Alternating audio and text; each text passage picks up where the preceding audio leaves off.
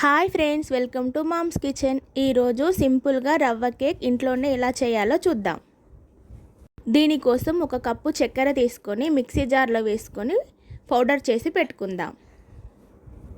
Mixer జార్లోకి ఒక cup oil, ఒక కప్పు పెరుగు, ఒక కప్పు పాలు వేసుకొని మంచిగా బ్లెండ్ చేసుకోవాలి. ఇలా క్రీమీ టెక్స్చర్ రావాలి. ఇప్పుడు ఈ క్రీమ్ని ఒక బౌల్లో తీసుకుందాం.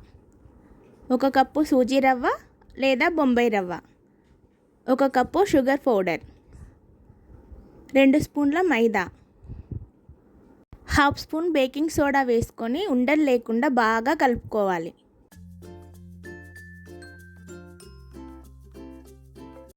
ఇప్పుడు ఇందులోకి టూటీ ఫ్రూటీ కూడా వేసుకొని కలుపుకోవాలి.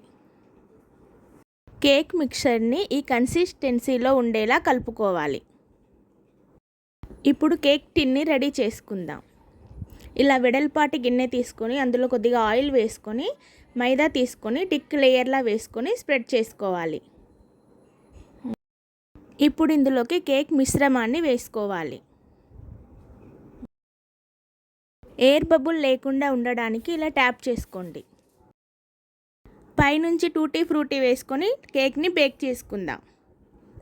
ఇలా వీడియోలో చూపించిన విధంగా వెడల్పాటి గిన్నె తీసుకొని దాంట్లో స్టాండ్ పెట్టి కేక్ టిన్ పెట్టి మీడియం ఫ్లేమ్లో 30 నిమిషాలు ఉడికించుకోవాలి. టూత్పిక్తో కానీ నైఫ్తో కానీ ఇలా చెక్ చేస్తే మాయిశ్చర్ ఏమీ లేకపోతే కేక్ ఉడికిపోయినట్టు.